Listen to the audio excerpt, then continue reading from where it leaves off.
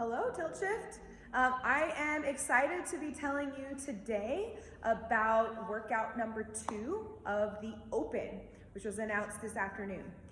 First thing I want to do is go over a couple of reminders or pieces of information that are important for you to know this week. The first one is that the theme for dress up is neon, so feel free to wear your brightest and most exuberant outfits that you have. Second thing I want to mention is about class management for the first half of the day. Given that this is a 20-minute workout, you will have a very short warm-up. So if you'd like to warm up extra, feel free to arrive early. You can always do extra warm-up in the coffee shop or in the 15 minutes before class, as well as plan that class may run a little bit behind.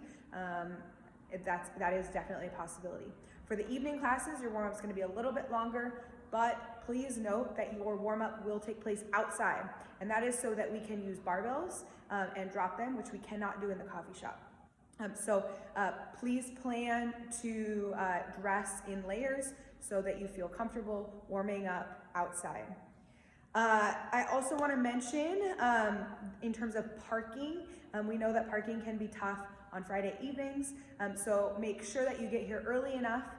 Feel free to use the surrounding neighborhoods. There's a lot of street parking around here that's outside of our lot, so feel free to use that as well.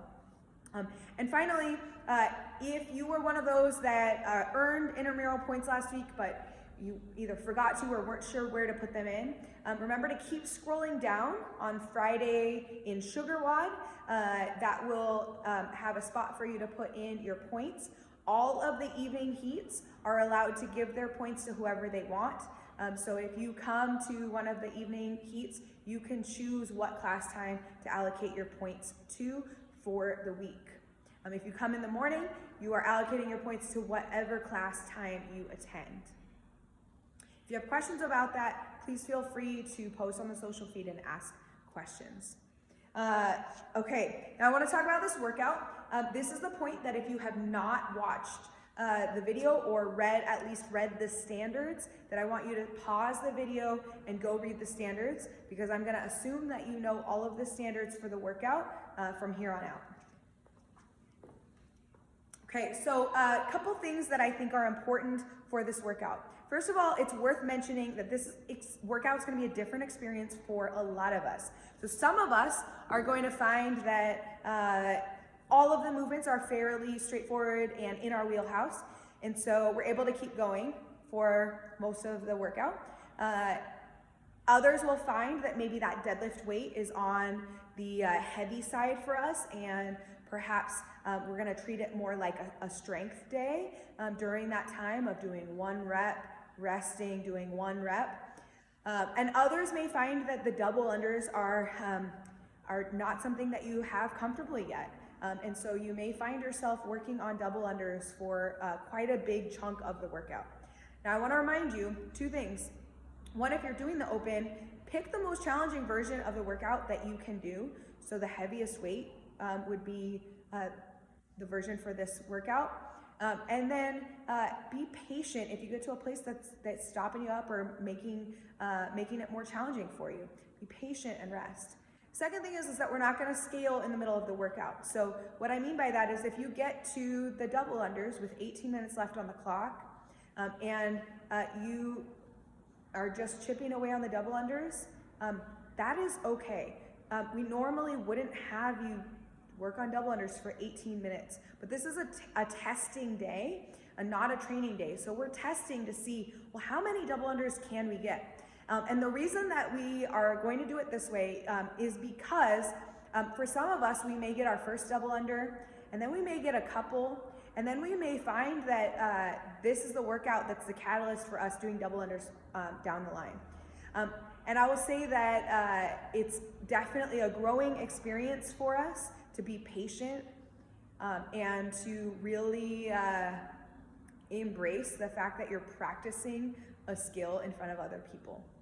If you are on the cheering end of things, when someone is working on double unders, whether for a long time or maybe they're tripping, try to do your best not to distract them. And distracting them might look like standing right in front of them and staring at them, or cheering towards the end of a big set, because that may distract them so that they are now thinking. And sometimes when you're thinking and you're trying double unders, everything goes to shit. So I would just say be aware of how your cheering is impacting the athletes as you are spectating tomorrow. Okay, so regardless of as I was thinking about, well, what advice can I give on this workout? And it's regardless of what this workout's gonna feel like for you, I think these 3 things are really important, okay? And so the first one we're gonna talk about is pacing. Okay, so on our pacing, we want our rounds to be consistent. So ideally, all of the rounds in the workout that you do, however many that is, are around the same amount of time. What we would want to avoid is having the first round be the fastest and then like go downhill from there. Okay, so we want to start kind of like I talked about last week, start at a pace that maybe you can almost think about getting faster as you go, especially if you're in the realm of you're going to be like getting more than 1 round, and that you can maybe get faster as you go.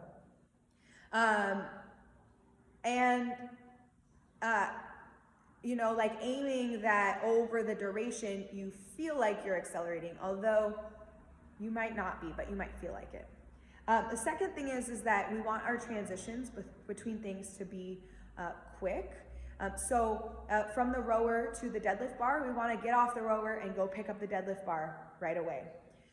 We don't want to have to stand there and think about it and catch our breath. So one suggestion might be that the last 50 meters or the last couple pulls of your row, you slow down a little bit, get a couple breaths, and then you're ready to pick up your bar right away. Same thing, barbell to our jump rope. And again, your transition may be a little slower if one of these movements really puts you outside of your comfort zone, and that's okay, but have like a planned 5 breaths or 1 minute of rest or whatever that may look like. We want to make sure that we're consistent with that transition from the barbell to our jump rope, and then from the jump rope, getting on the rower and trying to get up to speed as quickly as we can. If we can't get up to speed quickly, at least start moving. Second thing is mechanics. These movement patterns overlap, and so as we are rowing, we have the potential to really fatigue out or create some bad movement patterns going into our deadlift. So I want you to remember that we want our low backs not to be round, but to be nice and flat as we're rowing, hinging from the hips with our good mechanics, even when we're getting tired. And then the same thing applies, whether the barbell is heavy or light to you, making sure that we set our back and we pick it up with really good mechanics, or if we're stringing them together, we have a nice back position so that we are not over fatiguing our back, and we can use our glutes and our hamstrings and our legs to do both movements. Second thing with the mechanics is on our jump rope, because we've now used our back muscles a lot, it might be tempting to be more here, which I know a lot of us kind of default to that, but hopefully you've heard us coaches say we should be more in a hollow position and our shoulders should be more forward. So making sure that we're giving our back a break and using our abs and hollowing or bringing our shoulders just a little bit forward, looking forward and down rather than forward and up as we're doing those jump ropes. The last piece of advice I have is equipment management. Now, for this one, we have 3 pieces of equipment that could all kind of get in our way. And I want to mention, the only thing the judge is allowed to touch is your monitor to reset it. They are not allowed to move your jump rope, to unknot your jump rope for you. They're not allowed to put the handle in the cradle for you if you let it fly, or to move your barbell out of the way of your jump rope. So we want to make sure that we are aware of our equipment and how we're setting ourselves up. So I would say we always want to put the handle back in the cradle at the end of every set versus letting it kind of float forward to that catch there. Our barbells are gonna be in the front of our lanes, and we wanna make sure that when we drop them on our last rep, that they're not rolling backwards, and that they are out of our way for our jump ropes, which are then gonna be right here in our lane.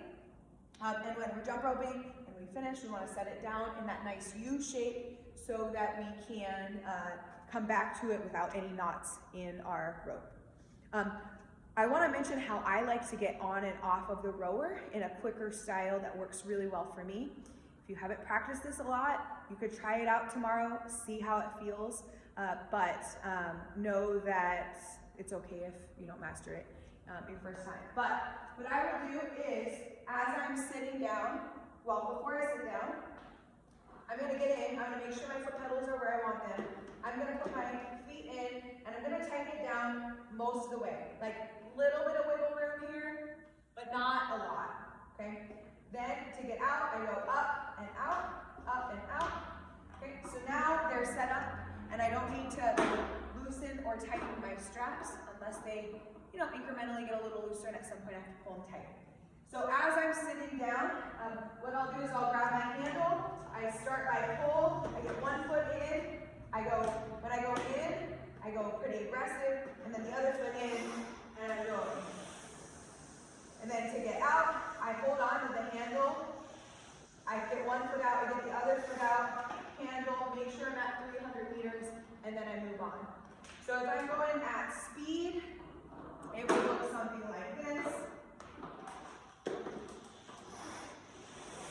Right? I didn't waste any time futzing around with these foot pedals. Okay, you do need to make sure that if you do this, to get out, you go up and then out. And to get in, it's a very aggressive kick in and then out. Okay, so something you can play around with if you'd like. That's about all the advice I have for you. And now that I've taken up quite a bit of your time, feel free to send any questions that you may have either on the social feed for other people to also see, or feel free to come to class a little bit early if you do have questions. Please do not arrive late to class tomorrow. There will be too many things going on and that you will have missed even if you're 5 minutes late. So do your best to be at least 5 minutes early to class tomorrow. I hope you have a wonderful day. Best of luck. I'm excited to cheer you on.